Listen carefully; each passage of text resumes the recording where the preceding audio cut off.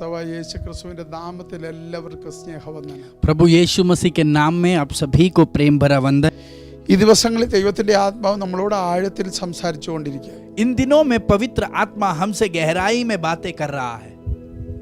ഈ വർഷത്തെ നമ്മുടെ ആപ്തവാക്യം തന്നെ റെസ്റ്റോറേഷൻ. और हमारे इस साल का परमेश्वर के द्वारा मिला हुआ वाणी है पुनर्स्थापन। അതിലെ പ്രധാനപ്പെട്ട ശബ്ദമായി തുടക്കത്തിൽ പറഞ്ഞതാണ് സംവത്സരങ്ങൾ നമുക്ക് മടക്കി തരും. और उसमें से सबसे मुख्य बात पहले परमेश्वर ने ये कहा कि तेरे दिनों को मैं लौटा कर दूंगा। എന്ന് പറഞ്ഞാൽ उसका मतलब നിനക്ക് നഷ്ടപ്പെട്ടു പോയ സംവത്സരങ്ങൾ മടക്കി തരും. तुझे नष्ट हुए दिनों को मैं लौटा कर दूंगा। കഴിഞ്ഞ ആഴ്ച അതിന്റെ ചില ഭാഗങ്ങൾ ദൈവാത്മാവ് നമ്മളെ പഠിപ്പിച്ചു. पिछले हफ्ते पवित्र आत्मा ने उसके बारे में कुछ भाग में से हमको सिखाया। ദൈവം സൃഷ്ടിപ്പിന്റെ 4-ാം ദിവസത്തിൽ സൃഷ്ടിച്ചതാണ് വെളിച്ചങ്ങൾ. परमेश्वर ने सृष्टि के चौथे दिन में ज्योतियों का सृष्टि किया। പക്ഷെ വെളിച്ചം വരുന്നത് 1-ാം ദിനത്തിലാണ്. पर ज्योति जो है वो पहले दिन में ही आती है। 1-ാം ദിവസം വന്ന വെളിച്ചം ഏതാണെന്ന് നമ്മൾ പറഞ്ഞു. और वो पहले दिन आया हुआ ज्योति कौन है ये हमने पढ़ा। അത് ദൈവം തന്നെ പറഞ്ഞുണ്ട്, ദൈവം വെളിച്ചമാകുന്നു. और परमेश्वर ही कहता है कि परमेश्वर इस दुनिया का ज्योति है। 1 യോഹന്നാൻ 1-ാം അധ്യായത്തിലുണ്ട് ദൈവം വെളിച്ചമാകുന്നു. 1 यूहन्ना उसका पहला अध्याय में ऐसा है कि परमेश्वर ज्योति है, ऐसा लिखा गया है वहां पर। വാക്യം വേണമെങ്കിൽ നിങ്ങളൊന്ന് എടുത്തോ. वो वाक्य की ओर हम बढ़ेंगे। 1 യോഹന്നാൻ पहला यूहन्ना का पत्री 1-ാം അധ്യായം उसका पहला अध्याय അതിന്റെ 5-ാം വാക്യം. उसका 5वां वाक्य, जो समाचार हमने उससे सुना और तुम्हें सुनाते हैं वो यह है कि परमेश्वर ज्योति है और उसमें कुछ भी अंधकार नहीं। ദൈവം വെളിച്ചം ആകുന്നു, അവനിൽ ഇരുട്ടൊട്ടും ഇല്ല എന്നുള്ളത് ഞങ്ങൾ അവനോട് കേട്ട് നിങ്ങളോട് അറിയിക്കുന്ന ദൂതാകുന്നു. जो समाचार हमने उससे सुना और तुम्हें सुनाते हैं वो यह है कि परमेश्वर ज्योति है और उसमें कुछ भी अंधकार नहीं। യോഹന്നാൻ പറയുക, यूहन्ना कहता है ഞങ്ങൾ യേശുവിനോട് കേട്ടിട്ട് നിങ്ങളോട് അറിയിക്കുന്ന ദൂത്. हमने यीशु मसीह से सुनकर तुमको जो वाणी सुना रहे हैं। അപ്പൊ അവരുടെ എക്സ്പീരിയൻസ് ആണ് അവർ പറയുന്നത്. वो वहां पर उनके अनुभव को बता रहे हैं। അപ്പം കർത്താവിൽ നിന്ന് അവര് അനുഭവിച്ചത്, वो जो उन्होंने परमेश्वर से अनुभव किया അവൻ വെളിച്ചമാ, वो ज्योति है, അവനിൽ ഇരുട്ടൊട്ടും ഇല്ല. उसमें कुछ अंधकार है ही नहीं। എന്നിട്ട് അടുത്ത വാക്യം പറഞ്ഞ കേട്ടോ, और अगला वाक्य पढ़े, यदि हम कहे कि ആ उसके साथ हमारी सहभागिता है हाँ। और फिर अंधकार में चले तो हम झूठे हैं और सत्य पर नहीं चलते। 7-ാം വാക്യം കൂടെ. 7वां वाक्य, पर यदि जैसा वह ज्योति में है वैसे ही हम भी ज्योति में चले तो एक दूसरे से सहभागिता रखते हैं और उसके पुत्र यीशु का लहू हमें सब पापों से शुद्ध करता है। അപ്പൊ ശ്രദ്ധിച്ചേ, ध्यान दीजिए, 6-ാം വാക്യം പറഞ്ഞു, അവനോട് കൂട്ടായ്മ ഉണ്ടെന്ന് പറയുകയും ഇരുട്ടിൽ നടക്കുകയും ചെയ്താൽ നാം ഭോഷ്ക് പറയുന്നു, സത്യം പ്രവർത്തിക്കുന്നതുമില്ല. यदि हम कहे कि उसके साथ हमारी सहभागिता है और फिर अंधकार में चले तो हम झूठे हैं और सत्य पर नहीं चलते। അവൻ വെളിച്ചത്തിൽ ഇരിക്കുന്നത് പോലെ നാം വെളിച്ചത്തിൽ നടക്കണം. पर यदि जैसे वे ज्योति में है वैसे ही हम भी ज्योति में चले, അങ്ങനെയെങ്കിൽ वैसा है तो നീ വെളിച്ചത്തിൽ നടന്നാലേ നിനക്ക് പറയാൻ പറ്റൂ നിനക്കും ദൈവത്തിനും തമ്മിൽ കൂട്ടായ്മ ഉണ്ടെന്ന്. अगर आप ज्योति में चलते हो तो ही आप ये कह सकते हैं कि आपके और परमेश्वर के बीच में सहभागिता है। എന്നിട്ട് അതിനോട് ചേർത്തേക്കുന്ന വാക്യം കേട്ടോ, और उसके साथ जोड़ा हुआ वाक्य देखिए, അവന്റെ പുത്രനായ യേശുവിന്റെ രക്തം സകല പാപവും പോക്കി നമ്മെ ശുദ്ധീകരിക്കുന്നു. और उसके पुत्र यीशु का लहू हमें सब पापों से शुद्ध कर देता है। അപ്പൊ ഇരുട്ട് കൊണ്ടുവരുന്ന സാധനമാണ് പാപം. ये जो अंधकार जो बात लाता है वो है पाप, വെളിച്ചം കൊണ്ടുവരുന്നതാണ് ശുദ്ധീകരണം. और शुद्धिकरण जो है वो ये ज्योति हमारे पास लाता है। ഇരുട്ട് കൊണ്ടുവന്നതിനെ ഇല്ലാതാക്കി ശുദ്ധീകരിക്കുന്നതാണ് വെളിച്ചം. जो बात अंधकार ने हमारे जिंदगी में लाया उसमें से शुद्धिकरण लाने के लिए हमारे जिंदगी में ज्योति आई। അപ്പൊ കർത്താവിനോട് കൂട്ടായ്മ ഉണ്ടെങ്കിൽ तो अगर आपको परमेश्वर के साथ संगति നിന്റെ है നടപ്പ് വെളിച്ചത്തിലായിരിക്കും. तो आपका चलना जो है वो ज्योति അപ്പൊ में അതിന്റെ होगा। അർത്ഥം നിന്നിൽ പാപം കാണത്തില്ല. उसका मतलब आपके अंदर पाप नहीं रहेगा। ഞാൻ പറഞ്ഞ ശ്രദ്ധിച്ചേക്കണം. जो मैं कह रहा हूं उसे ध्यान से പാപ सुनिए। സ്വഭാവമുള്ള ഒരു ജഡം കാണും നിനക്ക്, आपके पास पाप का स्वभाव रखने वाला एक शरीर होगा, പക്ഷെ പാപം നിന്നിൽ കാണത്തില്ല. पर तेरे अंदर पाप नहीं होगा। ആ സ്വഭാവത്തിൽ നിന്ന് പുറത്തു വന്ന ഒരു പ്രവൃത്തി നിന്നിൽ കാണത്തില്ല. उस स्वभाव के अंदर से बाहर आया हुआ एक कार्य नहीं होगा। അപ്പൊ അതിന്റെ അർത്ഥം उसका मतलब പാപ സ്വഭാവമുള്ള ഒരു ജഡം വെച്ചോണ്ട് पाप का स्वभाव है वैसा एक शरीर को रखकर നീ വെളിച്ചത്തിൽ നടക്കുന്നതാണ് കർത്താവിനോടുള്ള കൂട്ടായ്മ. और उसे रखकर ज्योति में चलना ही आपका परमेश्वर के साथ का सहभागिता है। അല്ലാതെ ജഡത്തിലെ പാപ സ്വഭാവം അവിടെ ഇല്ലാതായിട്ട് വിശുദ്ധനായിട്ട് ജീവിക്കുന്ന അല്ല ക്രിസ്തീയ ജീവിതം. ये मसीह जिंदगी जो है हमारे शरीर के पाप को मिटाकर फिर परमेश्वर के साथ चलना, ये सच्चा मसीह जिंदगी नहीं है। പലരും പറഞ്ഞ് ഞാൻ കേട്ടിട്ടുണ്ട്, बहुत लोगों ने कहते हुए मैंने सुना ജഡത്തിലല്ലേ है, വസിക്കുന്നത്, हम कहते हैं कि वो कहते हैं कि हम शरीर में रहते हैं, ജഡം ബലഹീനമല്ലേ, ये शरीर जो है बलहीन है, അപ്പൊ ബലഹീനത വന്നു പോകും. तो बलहीनता तो हमारे अंदर आते ही रहे। പക്ഷെ യോഹന്നാൻ പറഞ്ഞത് അങ്ങനല്ല. पर यूहन्ना वैसा नहीं कहता है। നീ കർത്താവിനായ യേശുക്രിസ്തുവുമായിട്ട് കൂട്ടായ്മ ഉണ്ടെങ്കിൽ अगर आपको यीशु मसीह के साथ सहभागी, ഇരുട്ട് നിന്നിലൊട്ടും കാണത്തില്ല. तो आपके अंदर अंधकार नहीं रहेगा। അപ്പൊ ഇരുട്ടിന്റെ പ്രോഡക്റ്റ് ആ പാപം. अंधकार का जो है प्रोडक्ट है पाप। അങ്ങനെയെങ്കിൽ പാപം എന്ന് പറഞ്ഞ ഒരു പ്രൊഡക്റ്റ് നിന്നിൽ കാണാൻ പാടില്ല. उसका मतलब ये पाप नामक ये प्रोडक्ट आपके अंदर नहीं दिखना चाहिए। ഓ റാബാ ബാബാ, എവിടെയോ പരിശുദ്ധാത്മാവ് ഇടപെടുന്നല്ലോ. मुझे यकीन है कि पवित्र आत्मा कुछ स्तरों को छू रहा है। യേശുക്രിസ്തുവിനോട് അതിനൊക്കെ കൂട്ടായ്മയെങ്കിൽ अगर आपको यीशु मसीह के साथ सहभागिता അവൻ है, വെളിച്ചമാ, वो ज्योति है, അവനോട് കൂട്ടായ്മ ഉണ്ടെങ്കിൽ अगर उसके साथ आपको നീ सहभागिता വെളിച്ചത്തിൽ है, നടക്കണം. तो आपको ज्योति में चलना है। എന്ന് പറഞ്ഞാൽ उसका मतलब പാപത്തിൽ നിന്ന് ശുദ്ധീകരിക്കപ്പെട്ട ഒരു നടപ്പ് നിന്നിലുണ്ടാകണം. आपके जिंदगी का जो चाल चलन है वो इस पाप से शुद्धिकरण पाप पाकर ज्योति में चलने वाला एक चाल चलन മറ്റൊരു होना വാക്കിൽ चाहिए। പറഞ്ഞാൽ दूसरे शब्द में अगर കർത്താവ് कहें, തന്ന നീതിയിൽ നീ നടക്കണം. परमेश्वर ने जो धार्मिकता आपको दी है उसमें आपको चलना है। ഒന്നുകൂടെ ആഴത്തിൽ പറഞ്ഞാൽ और गहराई में अगर कहें, ലഭിച്ച നീതി കൊണ്ട് വിശുദ്ധിയിലേക്ക് നടക്കണം. प्राप्त किया हुआ धार्मिकता के द्वारा पवित्रता की ओर आपको बढ़ना है। ആത്മാവിൽ കൂടെ വന്നാട്ടെ. पवित्र आत्मा में मेरे साथ आप बने रहे। ആത്മാ തലത്തിൽ നിന്നുകൊണ്ട് ഈ ദൂത് മനസ്സിലാക്കുക. आत्मा के स्तर में रुककर इस वाणी को ग्रहण करें। കഴിഞ്ഞ ദിവസങ്ങളിൽ പറഞ്ഞ ചില ദൂതുമായിട്ട് കണക്ട് ആകുക. पिछले दिनों में जो मैं वाणी कही थी उसके साथ ये जुड़ रही है। ആത്മാവ് എന്നെ വേറൊരു ലൈനിലേക്ക് തിരിക്കുക. पवित्र आत्मा एक दूसरी दिशा की ओर मुझे मोड़ रहा അപ്പൊ है। നിങ്ങൾ ശ്രദ്ധിക്കുക, तो आप ध्यान दीजिए, എന്താ ദൈവാത്മാവ് പറയുന്നത്? पवित्र आत्मा क्या कह रहा है। ദൈവം വെളിച്ചം, परमेश्वर ज्योति है।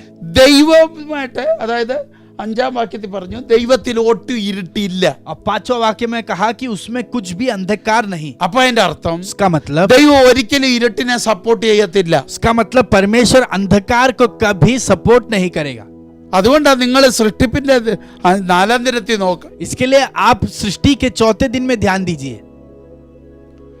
പകലിനെയും ഇരുട്ടിനെയും തമ്മിൽ വേർപിരിക്കാൻ വെളിച്ചത്തെ കൊണ്ടുവന്നു.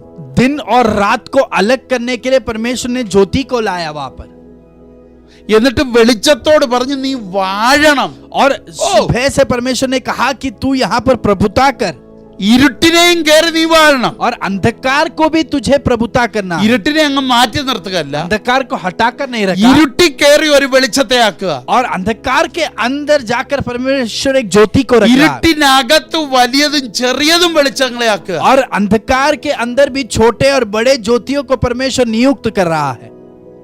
1-ാം വാക്യം നമ്മൾ ഉൽപ്പത്തി 1-ൽ വായിക്കുമ്പോൾ हम जब उत्पत्ति का पहला अध्याय पढ़ते हैं, നിങ്ങളെ അത് വളരെ ശ്രദ്ധിക്കണം. 1-ാം വാക്യം എന്താ പറയുന്നത്? पहला अध्याय उसका पहला वाक्य क्या वाक्य कहता है। देवास आदि में परमेश्वर ने आकाश और पृथ्वी की सृष्टि की, ആ और पृथ्वी बेडोल और सुनसान पड़ी थी, ആ और गहरे जल के ऊपर अंधियारा था। അപ്പം എന്താ ഇവിടെ പറഞ്ഞ? ആഴത്തിന്റെ മീതെ ഇരുളുണ്ടായിരുന്നു. और गहरे जल के ऊपर अंधियारा था। ദൈവത്തിന്റെ ആത്മാവ് വെള്ളത്തിന്റെ മീതെ പരിവർത്തിച്ചുകൊണ്ടിരുന്നു. तथा परमेश्वर का आत्मा जल के ऊपर मंडलाता था। അപ്പൊ അതിന്റെ അർത്ഥം ഇരുട്ടിന്റെ മേളിൽ ആര് പരിവർത്തിച്ചുകൊണ്ടിരുന്നു? अंधियारे के ऊपर कौर मंडला रहा था। ദൈവത്തിന്റെ ആത്മാവ് പരിവർത്തിച്ചുകൊണ്ടിരുന്നു. परमेश्वर का आत्मा उसके ऊपर मंडलाता था। ആ പരിവർത്തിച്ച ആത്മമണ്ഡലത്തിന്റെ മുകളിലോട്ടാണ് വെളിച്ചം ഇറങ്ങി വരുന്നത്.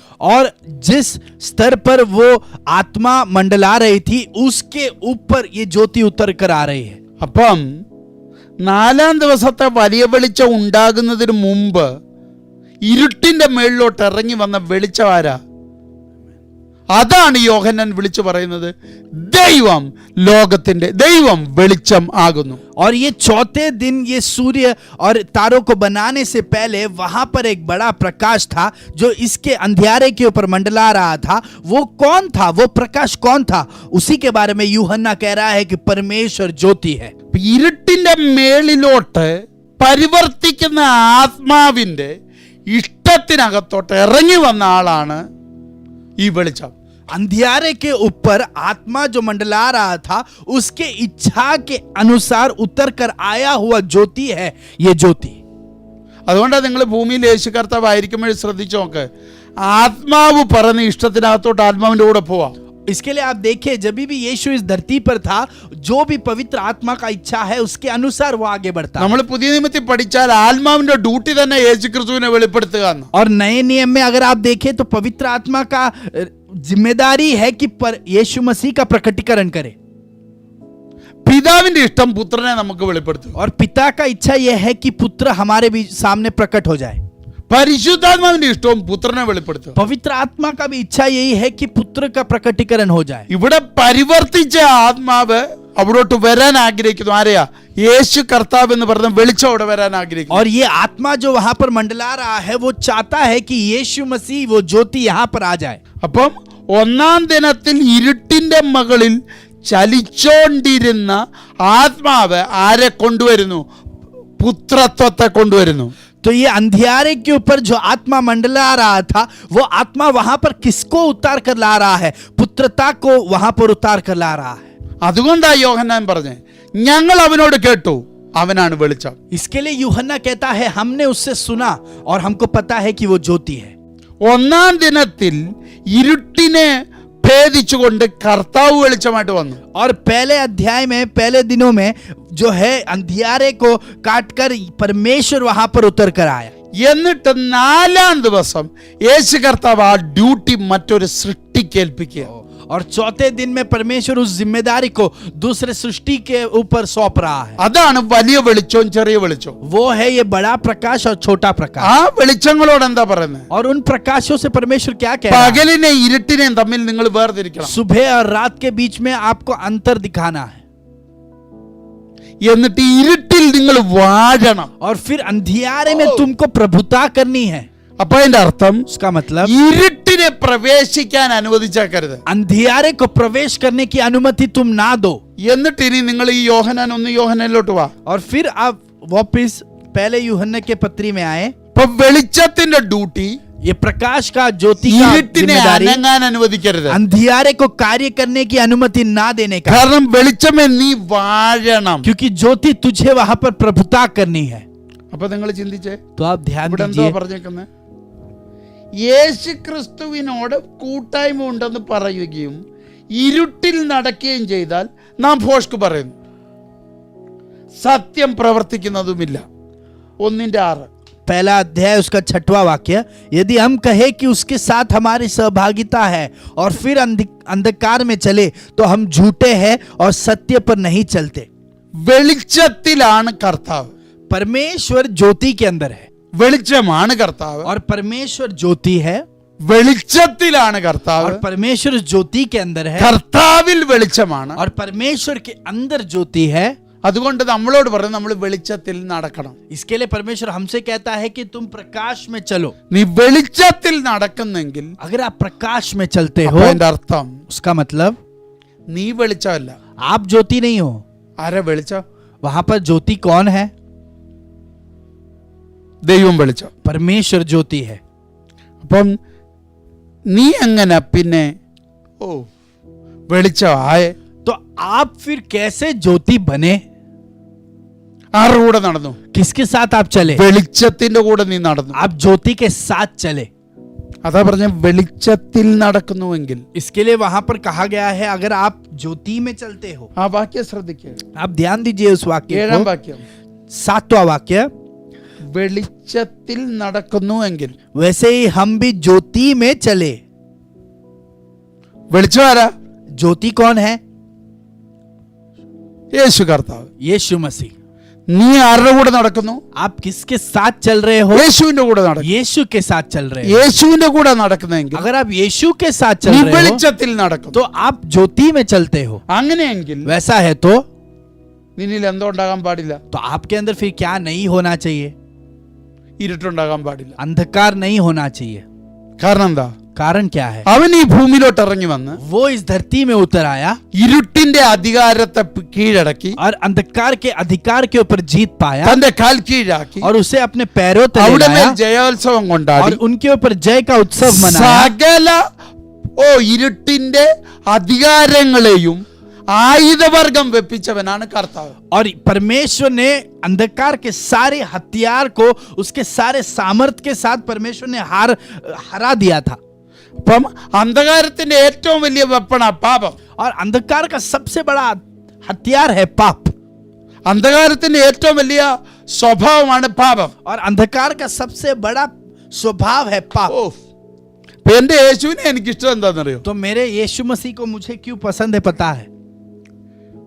ദൈവം എടുക്കുന്ന റിസ്ക് നിങ്ങൾ നോക്കി. परमेश्वर वहां पर क्या रिस्क ले रहा है? പാപ സ്വഭാവമുള്ള ഒരു ജഡശരീരത്തിൽ എന്നെ വെച്ചു. परमेश्वर ने एक पाप के स्वभाव वाले शरीर में मुझे रखा എന്നിട്ട് എന്നെ വെളിച്ചത്തിൽ നടക്കാൻ ട്രെയിൻ ചെയ്തു. और फिर मुझे ज्योति में चलने के लिए मुझे ट्रेन किया। എത്ര പേർക്ക് ദൂത് മനസ്സിലാവുന്നു? कितने लोग इस वाणी को समझ रहे हैं?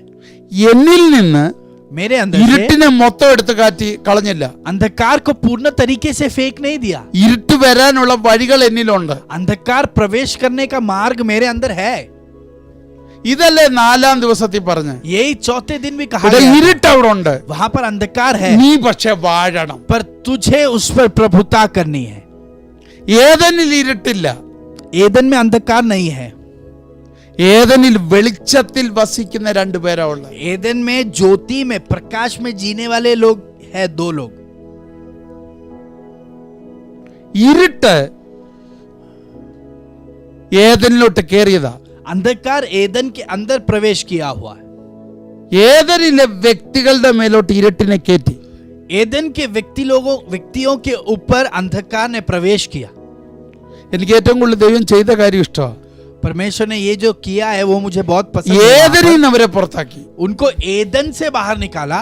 ഏദനെ കെരൂബിനെ വെച്ച് ദൈവം തൊടുത്തു, बाउंड्री इटो। और वहां पर एदन के बाहर स्वर्गदूतों को केरूब को रखकर परमेश्वर ने वहां पर सीमा रख दी। ഭൂമിയെ ദൈവം ശപിച്ചു, धरती को परमेश्वर ने श्राप दिया। ഏദനെ ദൈവം ശപിച്ചില്ല. एदन को परमेश्वर ने श्राप नहीं दिया।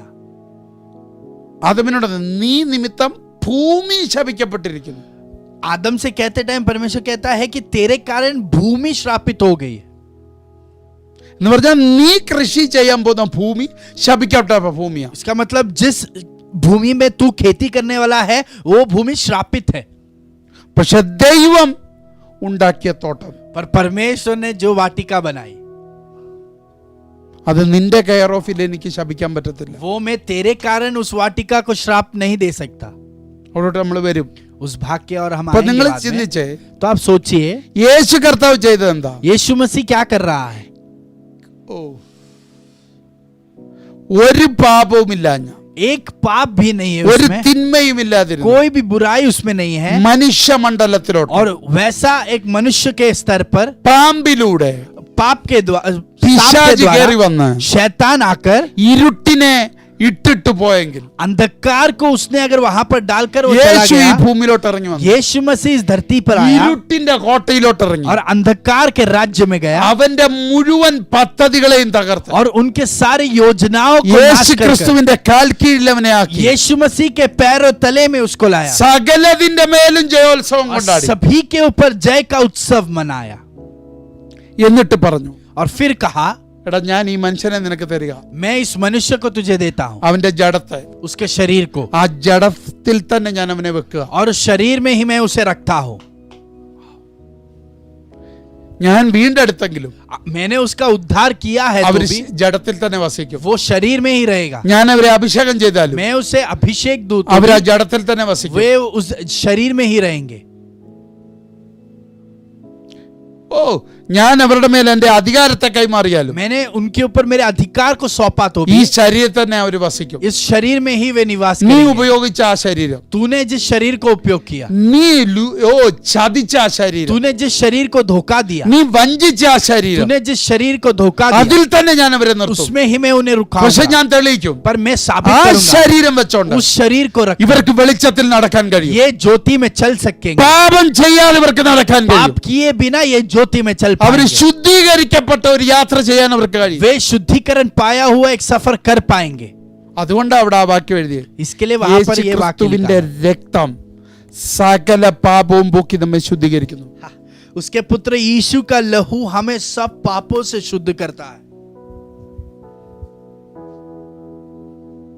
ഓ മൈറ്റി ജീസസ്. हालेलुया. അസാധ്യമായ ദൈവാത്മാവിന്റെ ഒരു പകർച്ച ഞാൻ അനുഭവിച്ചു. एक असाधारण पवित्र आत्मा की उंडेलपन को मैं अनुभव कर रहा हूँ. എനിക്കറിയത്തില്ല, ദൈവാത്മാവിനോട് പറയാൻ പറയുന്നു. मुझे पता नहीं, पर पवित्र आत्मा ये कहने कह रहा है ചില പാപ സ്വഭാവങ്ങളെ ജയിക്കാൻ കഴിയാതെ, कुछ पाप के स्वभाव के ऊपर जीत नहीं पाने के लिए അറിയാതെ പാപത്തിലേക്ക് വീണു പോകുമോ എന്ന് പേടിച്ച്, और अनजाने में ही उस पाप में गिर जाओगे इस डर से, ഇടയ്ക്കൊക്കെ വീഴ്ചകൾ വന്ന് और बीच बीच में उस पाप में गिर कर ജീവിക്കുന്ന എന്റെ ജനമേ, और वैसे जीने वाले मेरे परमेश्वर के झुंड, ഇന്ന് നിന്റെ ജയത്തിന്റെ പകല. आज तेरा जय का सुबह है. നീ വീണ് ജീവിക്കേണ്ടവനല്ല. आप गिरकर फिर जीने वाले लोग नहीं हो. വീണും എഴുന്നേറ്റും ജീവിക്കേണ്ട ഒരു ജീവിതമല്ല ദൈവം നിനക്ക് आप जय पराजित ऐसे ही जीने वाला जिंदगी नहीं जीना है. നിനക്ക് തന്ന ജയം आपको जो जय दिया गया है, അന്ധകാരത്തിന്റെ സകല മണ്ഡലങ്ങൾക്കും മേലുള്ള ജയമാണ്. वो अंधकार के सारे स्तरों के ऊपर दिया हुआ एक जय है. പിശാചിന്റെ മുഴുവൻ പദ്ധതികളെ പൊളിച്ച ജയമാണ് നിന്റെ ജയം. शैतान के सारी योजनाओं को तोड़ा हुआ एक जय है तेरा ആ जय. ജയം നിന്റെ അവകാശമാക്കി തന്നവൻ. और वो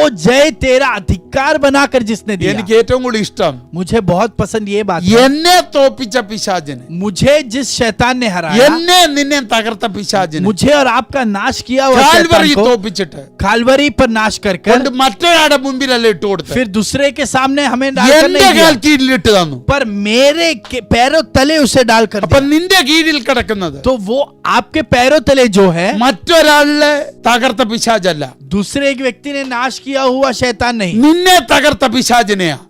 तुझे नाश किया हुआ शैतान ही निन्ने तेरे पैरों पापी तले किया। है. तुझे पापी बनाया, നിന്നെ വൈകൃതമുള്ളവനാക്കിയ, तुझे तेरे स्वभाव को बदल दिया हुआ, നിന്നെ വല്ലാതെ തകർത്ത് കളഞ്ഞ तुझे बहुत ही नाश में ആ ले गया സെയിം हुआ പിശാചിനെ वो ही शैतान കർത്താവ് കാൽവറിയിൽ തകർത്തു. परमेश्वर ने उसे कलवरी निन्ने पर काल हराया कीഴിലാക്കിയത്. और तेरे पैरों तले लाया. നീ വിശ്വസിച്ചപ്പോൾ, तूने जब विश्वास നീ किया, യേശുമായിട്ട് കൂട്ടായ്മയിൽ तू വന്നപ്പോൾ, जब यीशु मसीह के साथ ഈ सहभागिता रखा, വെളിച്ചത്തിൽ നീ आप കൂട്ടായ്മയിലായപ്പോൾ इस ज्योति के साथ सहभागिता रखने लगे, എന്താ സംഭവിച്ചത്? तभी क्या हुआ? നിന്നെ തകർത്തവൻ तुझे जिसने नाश നിന്റെ किया കാൽ കീഴാകുകയായിരുന്നു. वो आपके पैरों तले हो रहा था.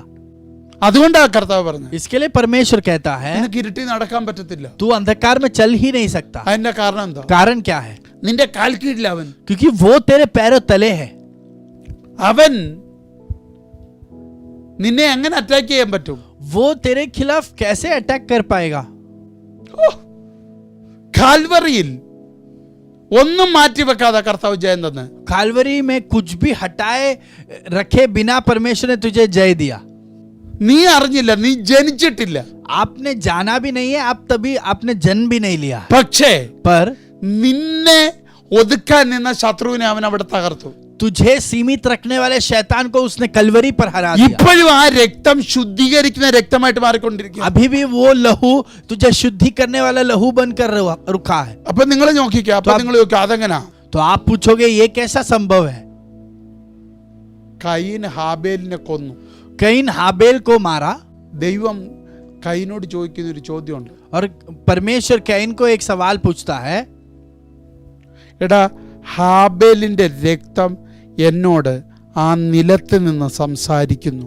और परमेश्वर कहता है कि हे वो हाबेल का रक्त उस भूमि से मुझसे बातें कर रहा അപ്പൊ है. എന്റെ ചോദ്യം, तो मेरा सवाल, ഒരു നന്മയുള്ളവന്റെ രക്തത്തിന് एक भलाई रखने वाला एक व्यक्ति का लहू ഒരു ആരാധിച്ചവന്റെ രക്തത്തിന്, आराधना किया हुआ व्यक्ति का लहू, ദൈവം പ്രസാദിച്ചവന്റെ രക്തത്തിന് परमेश्वर प्रसादित हुआ उस व्यक्ति के लहू में, മരിച്ചു കഴിഞ്ഞിട്ടും സംസാരിക്കാൻ കഴിയുമോ? अगर वो लहू उसके मृत्यु के बाद भी अगर बातें करता ഒരു है, പാപവും ചെയ്യാത്ത कोई भी पाप नहीं किया हुआ, പരിശുദ്ധനായ पवित्र ദൈവത്തെ മുഴുവനെ പ്രസാദിപ്പിച്ച, और परमेश्वर को पूर्ण तरीके से प्रसादित करने वाला, സ്വർഗ്ഗത്തിലെ മുഴുവൻ മഹത്വത്തിന്റെ ഉടമയായ स्वर्ग का महिमा का मालिक बनकर, യേശു ക്രിസ്തുവിന്റെ രക്തത്തിന് और उस यीशु मसीह के रक्त को, അതിനേക്കാൾ കരുത്തോടെ സംസാരിക്കാൻ കഴിയത്തില്ലേ? उससे भी ज्यादा सामर्थ्य से यीशु मसीह का लहू बातें कर അപ്പൊ सकता है। അന്ന് ഒഴുകിയ രക്തം तो उस दिन जो लहू बहाया गया ഇന്നും था, സംസാരിക്കുന്ന രക്തം, आज भी वो बातें करता ഇന്നും है, പ്രവർത്തിക്കുന്ന രക്തം, आज भी वो लहू कार्य ഇന്നും करता ആ है, ജയത്തെ കൊണ്ടുവരുന്ന आज രക്തം. भी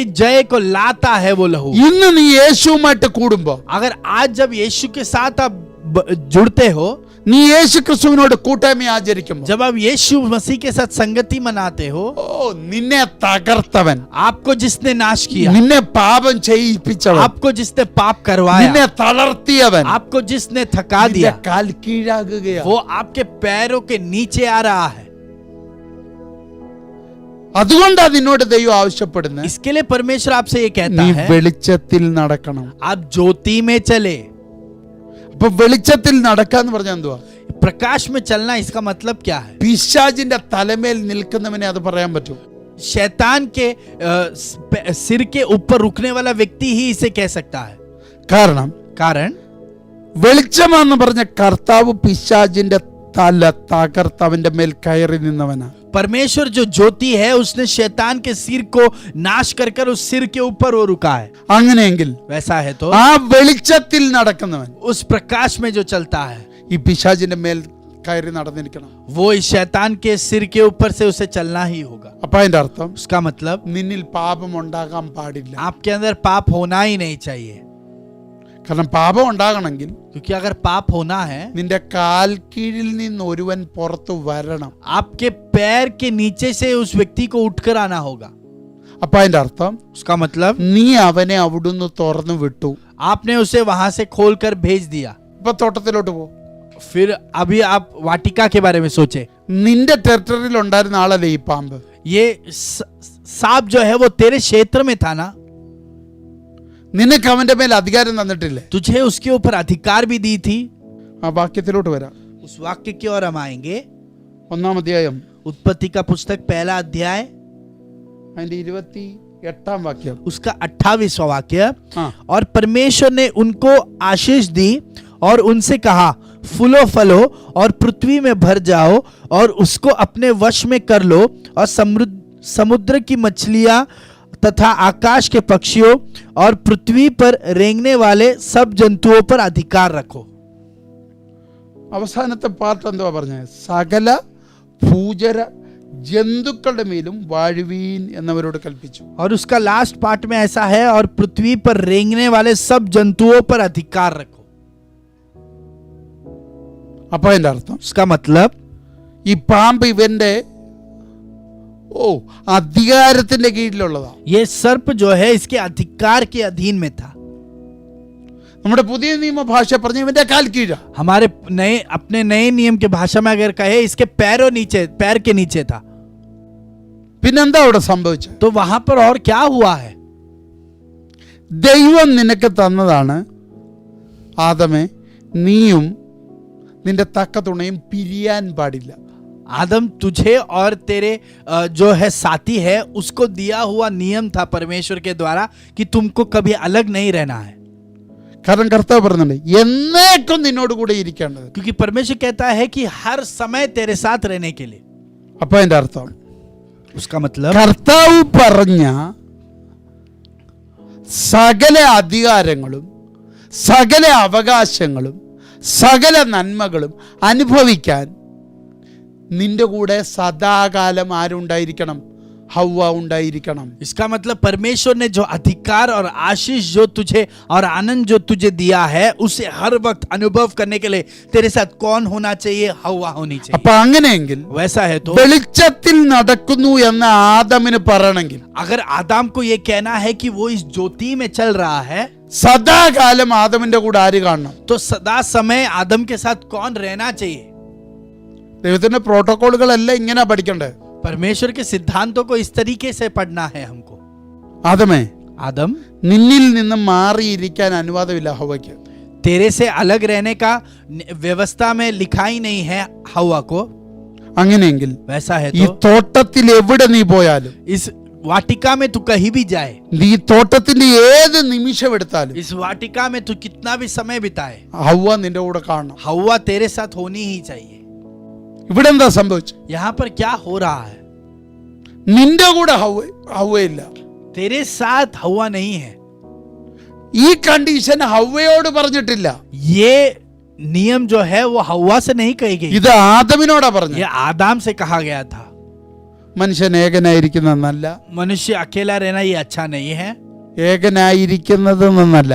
और मनुष्य अकेला जो रहता है वो अच्छी बात नहीं है। രണ്ടാം അധ്യായത്തിലുണ്ട്, ആ വാക്യം ഒന്ന് എടുക്കാവോ? उत्पत्ति का पुस्तक उसका 2 अध्याय में इस वाक्य के उसका एक वाक्य है, 18 വാക്യം, 2:18. उसका 18वां वाक्य। फिर यहोवा परमेश्वर ने कहा, आदम का अकेला रहना अच्छा नहीं, ആ, मैं उसके लिए एक ऐसा सहायक बनाऊंगा जो उससे मेल खाए। അപ്പൊ ശ്രദ്ധിച്ചേ, वहां पर आप ध्यान दीजिए, എന്താ ഇവിടെ പറഞ്ഞേക്കുന്നത്? वहां पर क्या लिखा? അവൻ ഏകനായിട്ടിരിക്കുന്നത്. आदम अकेला रहना। ഓ, എനിക്ക് ആ കർത്താവിന്റെ ആ ഇഷ്ടമാ ഭയങ്കരം. परमेश्वर का वो इच्छा जो है वो मुझे बहुत पसंद है। കർത്താവ് തോട്ടത്തിലെ സകലതിനെ നോക്കിയപ്പോ परमेश्वर ने उस वाटिका के सभी बातों को जब देखा, എല്ലാവർക്കും ജോഡിയുണ്ട്, सभी लोगों को उनके जोड़ी है, എല്ലാവർക്കും പേരുണ്ട്. सभी लोगों को उनके जोड़ी है, പക്ഷെ ആദം മാത്രം ഏകനായിട്ടിരിക്കുന്നു. पर आदम सिर्फ वहां पर अकेला है। അപ്പൊ കർത്താവ് പറഞ്ഞു, तो परमेश्वर ने कहा, ആദമിന് ഒരു ജോഡി ഉണ്ടാക്കി കൊടുക്കാവുന്നല്ല പറഞ്ഞു. आदम को मैं एक जोड़ी बना कर दूंगा, ऐसा नहीं। ആദമിന് ഞാനൊരു പേരുണ്ടാക്കി കൊടുക്കാവുന്നല്ല आदम പറഞ്ഞു. को मैं एक जोड़ी दूंगा, ऐसा नहीं। ഞാനൊരു തുണയെ ഉണ്ടാക്കി കൊടുക്കാം. आदम को मैं एक सहायक दूंगा। അപ്പൊ അതിന്റെ അർത്ഥം, उसका मतलब, ആദമേ നിനക്കൊരു സഹായകയുടെ ആവശ്യമുണ്ട്. उसका मतलब आदम तुझे एक सहायक की आवश्यकता है। അപ്പൊ നിന്റെ ഏത് മൊമെന്റിലും സഹായിക്കാൻ നിനക്ക് ഒരു ഹെൽപ്പർ ആവശ്യമുണ്ട്, ഒരു തുണ ആവശ്യമുണ്ട്. उसका मतलब तेरे हर परिस्थिति में तुझे मदद करने के लिए एक सहायक की तुझे आवश्यकता है। എന്ന് പറഞ്ഞാൽ ആദമിന്റെ ഗാഢനിദ്ര കഴിഞ്ഞ നിമിഷം മുതൽ, उसका मतलब आदम के उसके गहरे नींद के बाद, ആ ഗാഢനിദ്ര കഴിഞ്ഞ് കണ്ണു തുറന്ന നിമിഷം മുതൽ ഹവ്വ അവനിൽ നിന്ന് പിരിയാൻ പാടില്ല. और उसके गहरे नींद के बाद से जब वो हवा को आंखें खोलकर देखता है, उसके बाद से उन दोनों को अलग रहना ही नहीं है। അടുത്തൊരു വാചകം പറയുമ്പോൾ നിങ്ങൾക്ക് അത് പിടിയിട്ടു. जब मैं अगला एक शब्द कहूंगा तो आपको समझेगा। അത് തോട്ടത്തിലെ പ്രോട്ടോകോളാ. ये वाटिका का सिद्धांत है, ദൈവത്തിന്റെ ഏദനിലെ പ്രോട്ടോകോൾ. ये परमेश्वर के वाटिका के अंदर का नियम है। പുതിയ നിയമത്തിലെ ദൈവത്തിന്റെ തോട്ടം ഏതാ? नए नियम में परमेश्वर की वाटिका कौन है?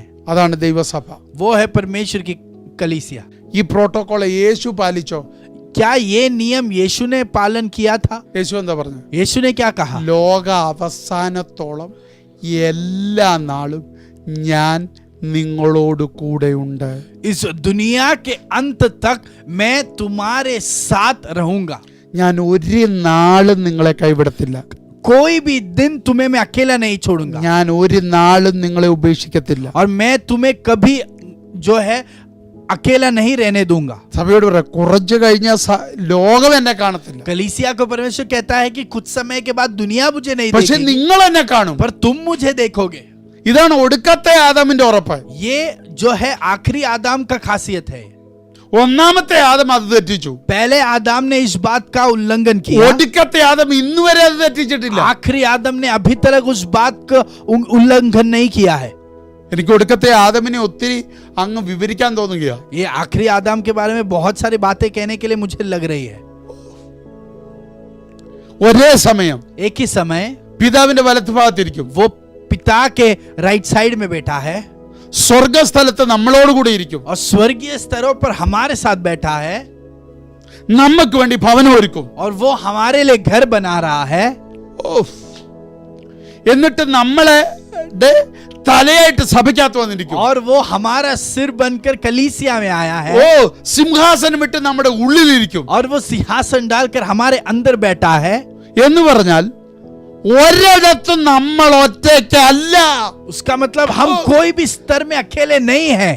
അതിന്റെ അർത്ഥം മണവാളനായ ക്രിസ്തു പറയുന്നു, तो उसका मतलब दुल्हा जो मसीह है वो कहता है നമ്മളില്ലാതെ അവന് പറ്റത്തില്ല. हमारे बिना वो नहीं रह सकता. എന്താ ഇതിങ്ങനെ പോകുന്നതെന്ന് എനിക്കറിയത്തില്ല. मुझे पता नहीं परमेश्वर इस तरीके से ആരൊക്കെയോ क्यों ले जा ദൈവത്തിന്റെ रहा है. നിയർനെസ് അനുഭവിക്കുക. कुछ लोग परमेश्वर के करीबी को अनुभव कर रहे हैं. ആദമേ, आदम, ഹവ്വയെ വിട്ട് നിനക്കിരിക്കാൻ പറ്റത്തില്ലടാ. हवा से अलग होकर तू नहीं बैठ सकता. നിനക്ക് വേണ്ടിയാടാ ഞാൻ അവളെ ഒരുക്കിയത്. तेरे लिए मैंने उसे बनाया. അതുകൊണ്ടാ പൗലോസ് കൊരിന്ത്യ ലേഖനത്തിൽ എഴുതിയത്, इसके लिए पौलुस ने कुरिन्थियों के पत्री में लिखा, ക്രിസ്തു എന്ന मसीह नामक മണവാളന് വേണ്ടി उस दुल्हे के लिए വിവാഹ നിശ്ചയം ചെയ്തിരിക്കുന്ന കന്യകയാ നമ്മൾ. और उसके साथ सगाई किया गया हुआ एक कन्या है हम. അപ്പൊ അതിന്റെ അർത്ഥം उसका मतलब ക്രിസ്തുവിന് പിതാവ് കൊടുത്തിരിക്കുന്ന ഉറപ്പ്, मसीह को परमेश्वर ने जो यकीन दिलाया है, ആദമിന് ഞാൻ ഹവ്വയെ എങ്ങനെ കൊടുത്തോ, आदम को जैसे मैंने हवा को दिया, യേശു കർത്താവേ നിനക്ക് ഞാൻ ഈ മണവാട്ടിയെ തന്നിരിക്കുക. यीशु तेरे लिए मैंने इस दुल्हन को तुझे दिया. ആദമിന് വന്ന വീഴ്ച आदम को जो गलती आ गई, നീ പരിഹരിക്കുമെങ്കിൽ, अगर तू उसे ठीक करता है, അപ്പോൾ നിങ്ങൾ നോക്ക്, तो आप देखिए നമ്മളെ ബന്ധപ്പെട്ട ഏത് വിഷയവും പിതാവിന്റെ അടുക്കൽ ചെല്ലുന്നെങ്കിൽ പുത്രനിലൂടെ ചെല്ലത്തുള്ളൂ. तो हमारे जिंदगी का कोई भी विषय अगर वो पिता परमेश्वर के पास पहुंचता है तो वो पुत्र के द्वारा ही पहुंचता है. നമ്മുടെ പ്രാർത്ഥന എവിടെ ചെല്ലണമെങ്കിൽ, हमारा प्रार्थना अगर वहां पर पहुंचना ഓ है, നമ്മുടെ മധ്യസ്ഥത എവിടെ अगर ചെല്ലണമെങ്കിൽ, हमारी बिचवाई वहां पर पहुंचना है, നമ്മുടെ വിധി എവിടെ ന്യായം വിധിക്കണമെങ്കിൽ, हमारा न्याय विधि वहां पर अगर पहुंचना है, അപ്പൊ നിങ്ങൾ നോക്ക്, तो आप देखिए നമ്മളുടെ പേരും പറഞ്ഞ് സാക്ഷാൽ സാത്താൻ അവിടെ കയറി പോകും. हमारा नाम लेकर शैतान भी वहां पर जाता है. പക്ഷെ യേശു കർത്താവ് पर यीशु मसीह നമ്മളെ കൊണ്ടാ കയറി പോകുന്നത്. वो हमको लेकर वहां पर जाता है. അതുകൊണ്ടാ പറഞ്ഞ നിന്നെ അവൻ സ്വർഗസ്ഥലത്തിരുത്തിയിരിക്കുന്നു. इसके लिए लिखा गया है वचन में कि आपको स्वर्गीय स्तरों पर बिठाया है.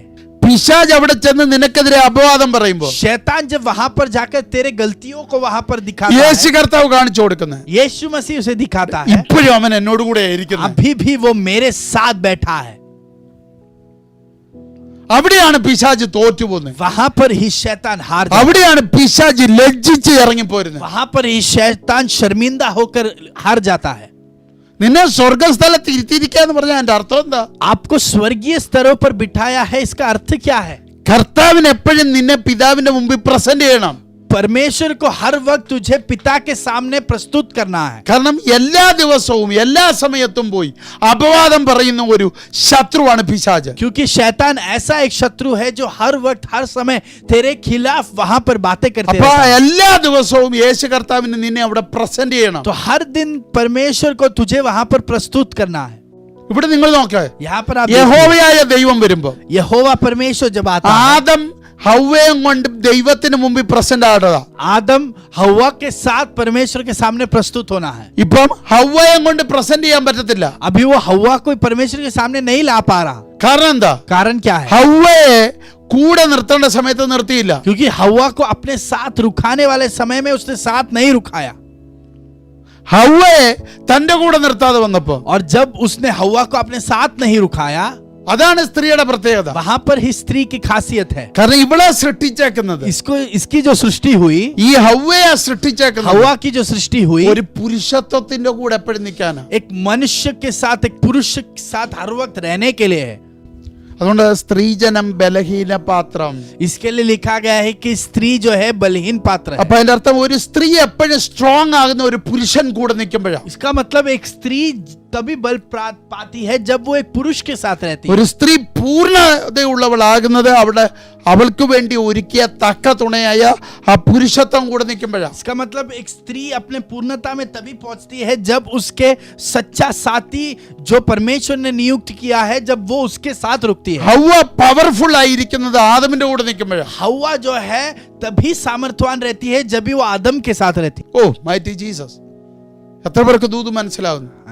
ഞാനത് സഭയിലോട്ട് കൊണ്ടുവന്ന് പറയാം. मैं कलीसिया के साथ उस बात को जोड़ना चाहता हूं. യേശു ക്രിസ്തു ഓ സഭയോട് ചേർന്ന് നിൽക്കുമ്പോൾ സഭ സ്ട്രോങ് ആ. यीशु मसीह जब कलीसिया के साथ जुड़ के रहता है तब कलीसिया ताकतवर है। പക്ഷെ ആ കൂട്ടത്തിൽ നിന്ന് ആ സഭയിൽ നിന്ന് യേശു മാറി നിന്നാൽ അത് വെറും കൂട്ടമാ.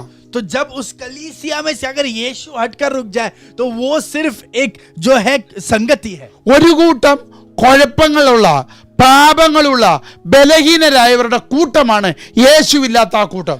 यीशु मसीह नहीं है वो संगति, जो है ऐसी एक संगति है जो जहां पर एक झुंड लोग बलहीन है, पाप से भरे हैं और उनको कोई जय नहीं है। കാരണം എന്തുവാ? ജഡത്തിൽ ബലഹീനതയുള്ള അല്ലെങ്കിൽ ജഡസംബന്ധമായ പൂർണ്ണ വീണ്ടെടുപ്പ് നടക്കാത്ത പാപ സ്വഭാവങ്ങളുള്ള ജഡമുള്ള ഒരു കൂട്ടം ജനമാണ് ഈ ജനം. क्योंकि ये झुंड कौन है? वो झुंड वो है जो ये बलहीन शरीर को लेकर चलते हैं, जो है धार्मिकता में नहीं चल सकते। ऐसा एक झुंड है ये झुंड। എന്ന് പറഞ്ഞാൽ उसका मतलब, ഒന്നുകൂടെ ശ്രദ്ധിക്കുക, और एक बार ध्यान दीजिए, ജഡത്തിന്റെ വീണ്ടെടുപ്പ് നടന്നിട്ടില്ല. शरीर का उद्धार अभी तक नहीं हुआ। ജഡ സ്വഭാവം ഇപ്പോഴും ഉണ്ട്. शरीर का स्वभाव अभी भी है। അത് ഏത് സമയത്തും പാപമായി മാറാം. वो कोई भी समय में पाप के रूप में आ सकता है। അങ്ങനെയുള്ള ഒരു കൂട്ടമാണ് നമ്മൾ. वैसा एक झुंड है हम। പക്ഷേ पर അതിന് തലയായി ക്രിസ്തു വരുമ്പോ, उसका सिर बनकर जब मसीह आता है, അതിന്റെ ഉടമസ്ഥനായി ക്രിസ്തു വരുമ്പോ, उसका मालिक बनकर जब मसीह आता है, ആ കൂട്ടത്തിന്റെ നേതൃത്വം കർത്താവ് ഏറ്റെടുക്കുമ്പോ, और जब उस झुंड का जो है नेता बनकर या अगुआ बनकर जब यीशु അത് आता है, നീതീകരിക്കപ്പെട്ട കൂട്ടം, वो धार्मिक അത് लोगों का झुंड है, അത് വിശുദ്ധീകരിക്കപ്പെട്ട वो കൂട്ടം, पवित्र लोगों का झुंड അത് है, വെളിച്ചത്തിന്റെ കൂട്ടമാണ്, वो ज्योति का झुंड है, അത് ജയിച്ച കൂട്ടമാണ്. वो जयवंत लोगों का झुंड है। ഓ മൈറ്റി ജീസസ്. അതാണ് മണവാളനായ ക്രിസ്തു മണവാട്ടിയും തമ്മിലുള്ള ബന്ധം. यही हम यीशु मसीह जो दुल्हा है और कलीसिया जो दुल्हन है, इन दोनों के रिश्ता को वहां पर प्रकट होता है। ഞാൻ അത് അടുത്ത ആഴ്ച ക്ലിയർ ആയിട്ട് നിങ്ങളോട് ദൂത് പറയാം. अगले हफ्ते में मैं उस वाणी को स्पष्ट रूप से आपसे बांटूंगा। ഈ ഒരു കാര്യം പറഞ്ഞ് ഞാൻ അവസാനിപ്പിക്കും. ये एक बात कहकर मैं समाप्त करना चाहता हूँ। ആദം ഹവ്വയുടെ കൂടെ നിന്നാൽ ഹവ്വ സ്ട്രോങ് ആണ്. आदम अगर हवा के साथ रुकेगा तो हवा सामर्थ्यवान है। ഹവ്വയെ തന്റെ കൂടെ ചേർത്ത് നിർത്തിയാൽ ഒരു ശക്തിക്കും ആദമിനെ ഒതുക്കാൻ പറ്റത്തില്ല. और अगर हवा हर वक्त आदम के साथ बने रहे तो आदम को कोई शक्ति उस पर जीत नहीं पा सकती। ആദമും ഹവ്വയും കൂടെ നിൽക്കുമ്പോൾ അവിടെ ഒരാൾക്ക് മാത്രമേ വരാൻ പറ്റൂ. അവന്റെ പേര് അത്ര സർവശക്തനായ ദൈവം. और जब आदम और हवा एक साथ है तभी वहां पर एक ही व्यक्ति आ सकता है, वो है सर्वशक्तिमान परमेश्वर। അവരെ വിസിറ്റ് ചെയ്തിട്ടുള്ള ഒരേ ഒരാൾ അത് യഹോവയായ ദൈവം. उनका पास आया हुआ, उनको विजिट किया हुआ एक ही व्यक्ति है, वो परमेश्वर यहोवा है। അപ്പൊ അതിന്റെ അർത്ഥം उसका मतलब, ദൈവത്തിന്റെ സിസ്റ്റത്തിൽ നീ നിന്നാൽ, अगर आप परमेश्वर के संविधान में रुकते हो, ദൈവം നിന്റെ അടുക്കൽ വന്നിരിക്കും. परमेश्वर आपके पास आकर रहेगा।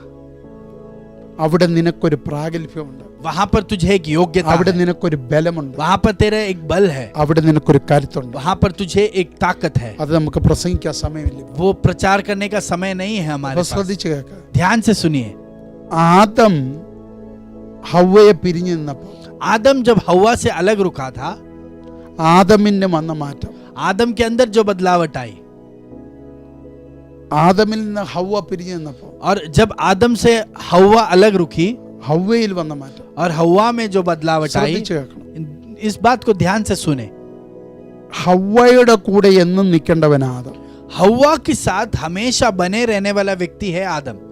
ഹവ്വയോട് അത് പറഞ്ഞിട്ടില്ല, നീ എന്നും ആദമിന്റെ കൂടെ നിൽക്കണം. हवा को ये नहीं कहा गया है कि तुझे हर वक्त आदम के साथ रुकना है। അപ്പൊ അതിന്റെ അർത്ഥം इसका मतलब, കൂടെ എപ്പോഴും ചേർത്ത് നിർത്തേണ്ട ഡ്യൂട്ടി ആദമിന്. तो हवा को हर वक्त हम अपने पास बनाए रखने का जिम्मेदारी आदम का है। അപ്പൊ അതുകൊണ്ട് इसके लिए, ഹവ്വ എപ്പോഴും ഒരാളുടെ സാന്നിധ്യം ആവശ്യമുള്ള ആളാ. इसका मतलब हवा ऐसी एक व्यक्ति है जिसको एक दूसरे व्यक्ति का उपस्थिति हर वक्त उपलब्ध रहना चाहिए। ആദമും ഹവ്വയും തമ്മിൽ ഇപ്പോൾ മാറിയപ്പോൾ ഹവ്വയ്ക്ക് ഒരാളെ കിട്ടി. और आदम और हवा, इनके बीच में जब अंतर आया या जब वे दोनों अलग हो गए, उस हाथ हवा को एक व्यक्ति का जो है उसे प्राप्त हुआ, അപ്പൊ ആദമിന് കിട്ടിയില്ല. पर आदम को दूसरा कोई व्यक्ति एंड उपलब्ध चौद्य। नहीं मिला। मेरा सवाल, ഈ പാമ്പിന് ആദമിന്റെ അടുക്ക വന്നാൽ എന്താ? ये सांप आदम के पास क्यों नहीं आ पाया? അതാണ് ശ്രദ്ധിക്കേണ്ടത്. इस बात पर हमको ध्यान देना। ഇത് ഹവ്വയുടെ അടുക്ക തന്നെ വരാൻ കാരണം ये हवा के पास ही क्यों आया? ആദം ഹവ്വ ഇല്ലാതെ ആ തോട്ടത്തിൽ ജീവിച്ചിട്ടുണ്ട്. आदम जो है हव्वा के बिना उस वाटिका में रहा കാരണം है, ആദമിന് ദൈവം ഉണ്ടെങ്കിലും ജീവിക്കാൻ പറ്റും. क्योंकि आदम को परमेश्वर रहेगा तो भी वो वहां पर जी सकता है। ഇത് നിങ്ങൾ സഭയുമായിട്ട് കണക്ട് ചെയ്ത് വേണം സംസാരിക്കാൻ. इस बात को आप कलीसिया के वाणी के साथ आपको जोड़कर समझना है। ആദമിന് ഹവ്വ ഇല്ലേലും തോട്ടത്തിൽ നിൽക്കാൻ പറ്റും. आदम को हव्वा के बिना भी वो वाटिका में रह सकता है, പക്ഷെ ഹവ്വയ്ക്ക് पर हव्वा को ആദമില്ലാതെ ആ തോട്ടത്തിനകത്ത് ഒരു സെക്കൻഡ് പോലും ജീവിക്കാൻ പറ്റത്തില്ല. आदम के बिना वो एक सेकंड भी उस वाटिका में नहीं रुक सकती। യേശു കർത്താവിന് यीशु मसीह ഈ പാപലോകത്തിൽ इस पाप के दुनिया में നമ്മൾ ആരുമില്ലാതെ ജീവിക്കാൻ പറ്റും. हमारे किसी का नहीं होने के कारण भी बिना भी वो वहां पर रह सकता है, പക്ഷെ അവന്റെ മണവാട്ടിയായ നമുക്ക് पर हम जो उसके दुल्हन ഈ हैं പാപലോകത്തിൽ इस पाप भरे दुनिया യേശു में ക്രിസ്തു ഇല്ലാതെ ജീവിക്കാൻ പറ്റത്തില്ല. यीशु मसीह के अलावा हम जी ही नहीं सकते। അതുകൊണ്ടാണ് യോഹന്നാൻ എഴുതി വെച്ചത്, इसके लिए यूहन्ना ने लिखा നമ്മൾ വെളിച്ചത്തിൽ നടക്കണം. हम ज्योति में चले। അപ്പൊ ക്രിസ്തുവിന്റെ ചുവട് പിടിച്ച് നടക്കണം. उसका मतलब मसीह के कदमों पर हमको चलना है। നിങ്ങൾ നോക്ക്, അബ്രഹാമിന് ദൈവത്തിന്റെ കൂടെ നടക്കാൻ പറ്റും. अब्राहम भी परमेश्वर के साथ चल सकता है, സാറ ഇല്ലെങ്കിലും ദൈവത്തോട് ഇടപെടാൻ പറ്റും. सारा के बिना भी वो परमेश्वर से बातें പക്ഷെ कर सकता है। സാറയോട് ദൈവം ഇടപെട്ടതല്ല, അബ്രഹാമിന്റെ കൂടെയാ. पर सारा से जब भी परमेश्वर ने बातें की वो इब्राहिम के द्वारा थी। അപ്പൊ നിങ്ങൾ നോക്ക്, तो आप वहां पर ध्यान दीजिए, നിങ്ങൾ അതിനെ മറ്റൊരു ആംഗിളിലല്ല കണ്ട് സഭ മണവാളൻ ആ ബേസിൽ വേണം ഇത് കാണാൻ. ഈ ദൂത് आप इस वाणी को कोई और दिशा से नहीं देखे, पर जो है कलीसिया और परमेश्वर इस रिश्ते में देखिए। आदम, ഞാൻ ആദമിനെ ക്രിസ്തുവിനോടാണ് കണക്ട് ചെയ്യുന്നത്. और ये आदम को मैं मसीह के साथ तुलना कर रहा हूँ। ആദമിന് ഹവ്വ ഇല്ലാതെ ജീവിച്ച കാലമുണ്ട്. आदम को हव्वा के बिना जीने वाला एक समय था। അന്നേരം ഹവ്വ ഇല്ലെങ്കിലും ആദമിന് നിൽക്കാം. उसका मतलब हव्वा के बिना भी आदम रह सकता है, പക്ഷേ ഹവ്വയ്ക്ക് पर हव्वा को ആ ഒരാൾ കൂടെ ഉണ്ടായാലേ പറ്റൂ. एक व्यक्ति का उपस्थिति होना ही चाहिए। അതുകൊണ്ടാണ് നിങ്ങൾ നോക്കുക, इसके लिए आप देखिए, പാമ്പ് കറക്റ്റ് അവിടെ എടുക്കച്ചത്. सांप करेक्ट उसके पास आया। സ്തോത്രം. आमेन। അടുത്തത് ശ്രദ്ധിച്ചേ, अगला आप ध्यान दीजिए, അവിടെ ചെന്ന് അവര് തമ്മിൽ കോൺവെർസേഷൻ നടക്കുമ്പോൾ वहां पर जाकर जब उनके बीच में संवाद हो रहा നമ്മൾ है, കഴിഞ്ഞ ദിവസം അത് പറഞ്ഞു, हमने पिछले दिन उसके बारे में कहा, ദൈവം ആദമിനോട് കമാൻഡ് ചെയ്ത വിഷയമാണ് ഇവരുടെ സംസാര വിഷയം. और इनका जो बात करने वाला विषय है उसके बारे में परमेश्वर ने आदम को आज्ञा दी थी। ഉൽപ്പത്തി 2:16-17 വാക്യം. उत्पत्ति का पुस्तक 2 अध्याय उसका 16वां और 17वां वाक्य। तब यहोवा परमेश्वर ने आदम को यह आज्ञा दी कि तू वाटिका के सब वृक्षों का फल बिना खटके खा सकता है, पर भले या बुरे के ज्ञान को जो वृक्ष है उसका फल तू कभी न खाना, क्योंकि जिस दिन तू उसका फल खाए उसी दिन अवश्य मर जाएगा। അപ്പൊ ഇത് കർത്താവ് അവന് കൊടുത്ത കൽപ്പനയാണ്. ये परमेश्वर ने उसको दी हुई आज्ञा है। അവിടെ ഇംഗ്ലീഷിൽ അത് കമാൻഡ്മെന്റ് എന്നാ. वहां पर इंग्लिश में आज्ञा, कमांडमेंट ऐसे यूज किया है। അപ്പൊ നമ്മൾ പറഞ്ഞു കമാൻഡ്മെന്റ് ജീവൻ തരുന്ന സാധനമാണ്. हमने ये पढ़ा कि आज्ञा हमको जीवन देती है। അപ്പം ആ ആദമിലോട്ട് ദൈവത്തിൽ നിന്ന് ഈ ജീവൻ വ്യാപരിച്ചിട്ടുണ്ട്. उसका मतलब आदम के ऊपर परमेश्वर के द्वारा ये जीवन का उंडेलपन हुआ है। ആ വ്യാപരിച്ച ജീവൻ അതേ നിലയിൽ ഹവ്വയിൽ നിൽക്കണമെങ്കിൽ ഹവ്വ ആരുടെ കൂടെ നിൽക്കണം? आदमिന്റെ കൂടെ നിൽക്കണം. और ये जीवन जो आदम के ऊपर हुआ है उसी सामर्थ्य में अगर हव्वा को बने रहना है तो हव्वा को किसके साथ रुकना है? हर वक्त आदम के साथ रुकना। കാരണം ഈ കൽപ്പന ദൈവത്തിൻ്റെത്. क्योंकि ये आज्ञा परमेश्वर का है കൽപ്പന വന്നത് ആദമിലേക്കാ. और ये आज्ञा जो है आदम के ऊपर आया। ജീവൻ വന്നത് ആദമിലേക്കാ. जीवन आदम के पास आया। ആദം ത്രൂ ആണ് ഹവ്വയെ നിനക്ക് കിട്ടിയത്. आदम के द्वारा हव्वा तूने प्राप्त किया है। സഭയിലോട്ട് വാ. कलीसिया के पास आइए। സഭ നീ പ്രാപിച്ചതെല്ലാം ക്രിസ്തുവിലൂടെ. कलीसिया तूने जो भी प्राप्त किया है वो मसीह के द्वारा है। ക്രിസ്തു നിന്റെ കൂടെ നിന്നെങ്കിലേ അത് നിനക്ക് ഓപ്പറേറ്റ് ചെയ്യാൻ പറ്റൂ. मसीह तेरे साथ अगर रुके तो ही तू उनमें कार्य कर അതിന്റെ सकता है। അർത്ഥം വെളിച്ചത്തിൽ നീ നടന്നെങ്കിലേ നിനക്ക് ഇത് ഓപ്പറേറ്റ് ചെയ്യാൻ പറ്റൂ. उसका मतलब ज्योति में अगर तू चलेगा तो ही तुझे ये ഈ कार्य कर सकता है। വെളിച്ചവുമായിട്ട് നിനക്ക് കൂട്ടായ്മ ഉണ്ടെങ്കിലേ നിനക്ക് അത് ഓപ്പറേറ്റ് ചെയ്യാൻ और പറ്റൂ. ज्योति के साथ अगर तुझे सहभागिता है तो ही तू इसमें कार्य कर सकता ഇപ്പൊ है। വെളിച്ചം നിന്റെ കൂടെ ഇല്ലെങ്കിൽ, अगर ज्योति तेरे साथ नहीं है, ഓ ഈ ജീവൻ നിന്റെ കൂടെ ഇല്ലെങ്കിൽ, जीवन अगर तेरे साथ नहीं है, ഓ ഈ കർത്താവ് നിന്റെ കൂടെ ഇല്ലെങ്കിൽ परमेश्वर तेरे साथ अगर नहीं है നിന്നിലുള്ളത് മുഴുവനും ഒരു വെറും ഫിലോസഫി മാത്രമാണ്, तो तेरे अंदर അറിവ്, ഇൻഫർമേഷൻ മാത്രം. तेरे अंदर जो है वो सिर्फ कुछ जानकारी और शास्त्र है.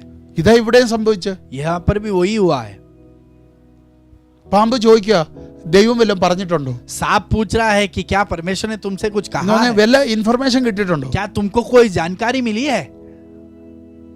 അവൾ പറഞ്ഞു ഇങ്ങനൊരു ഇൻഫർമേഷൻ കിട്ടിയിട്ടുണ്ട്. तो वो कहती है कि ऐसा एक जानकारी हमको मिला है. അത് പറഞ്ഞപ്പോ ജീവൻ വ്യാപരിക്കുന്നില്ല. और जब वो कहा गया उसके अंदर जीवन प्रकट नहीं हो रहा. പക്ഷെ ആദം പറഞ്ഞപ്പോ വ്യാപരിക്കുന്നു. पर आदम को जब कहा गया तो उसके अंदर जीवन प्रकट हो रहा था, ദൈവത്തിൽ നിന്ന് വന്ന ശബ്ദമാണ്. क्योंकि वो परमेश्वर से आया हुआ वाणी है. ആമേൻ. आमेन आमेन. എത്ര പേർക്ക് മനസ്സിലാവുന്നു? कितने लोग इस वाणी को ग्रहण कर रहे हैं? അപ്പൊ എന്റെ ചോദ്യം, मेरा सवाल, ഹവ്വ ഈ പാമ്പുമായിട്ട് ഒരു ഫെലോഷിപ്പിന്റെ കാരണം എന്താ? ये हवा और इस सांप के बीच में एक संगति क्यों हो रही है? ദൈവം അപ്പോയിന്റ് ചെയ്ത ഫെലോഷിപ്പ് ഇല്ലാതായപ്പോഴല്ലേ?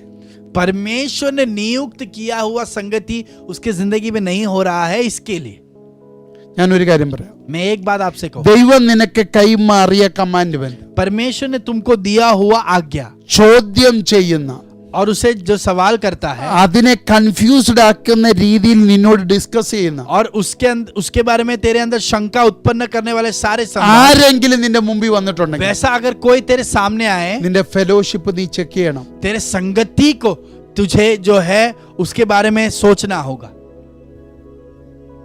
യോബിനെ നോക്കി എന്താ പറഞ്ഞത്? ईयोब को देखकर परमेश्वर ने क्या ദൈവം कहा? പറഞ്ഞു ഇവൻ നീതിമാനാ, परमेश्वर कहता है कि वो धर्मी है ഇവനിൽ ഒരു കുറ്റവും ഇല്ല. और इसके अंदर कोई गलती नहीं है. സ്നേഹിതരെന്ന് പറഞ്ഞവരെല്ലാം വന്നു.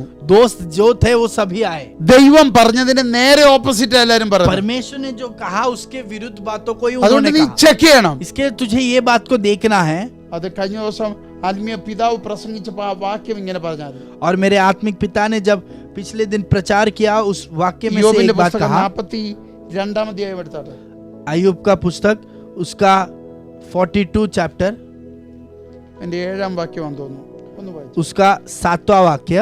और ऐसा हुआ कि जब यहोवा ये बातें अय्यूब से कह चुका तब उसने तेमानी एलीपज से कहा, मेरा क्रोध तेरे और तेरे दोनों मित्रों पर भड़का है, क्योंकि जैसी ठीक बात मेरे दास अय्यूब ने मेरे लिए विषय कही है वैसी तुम लोगों ने नहीं कही. ശ്രദ്ധിച്ചേ, ध्यान ഞാൻ दीजिए, ഒന്നുകൂടെ വായിക്കാം. वो मैं आपके लिए യഹോവ फिर ഈ से पढ़ूंगा. വചനങ്ങളെ യോബിനോട് അരുളി ചെയ്ത ശേഷം യഹോവ തേമാന്യനായ ഏലിഫസിനോട് അരുളി ചെയ്ത്, നിന്നോടും നിന്റെ 2 സ്നേഹിതന്മാരോടും എനിക്ക് കോപം ജ്വലിച്ചിരിക്കുന്നു. എൻ്റെ ദാസനായ യോബിനെ പോലെ നിങ്ങൾ എന്നെക്കുറിച്ച് വിഹിതമായത് സംസാരിച്ചിട്ടില്ല. और ऐसा हुआ कि जब यहोवा ये बातें अय्यूब से कह चुका तब उसने तेमानी एलीपज से कहा, मेरा क्रोध तेरे और तेरे दोनों मित्रों पर भड़का है, क्योंकि जैसी ठीक बात मेरे दास अय्यूब ने मेरे विषय कही है वैसी तुम लोगों ने नहीं कही.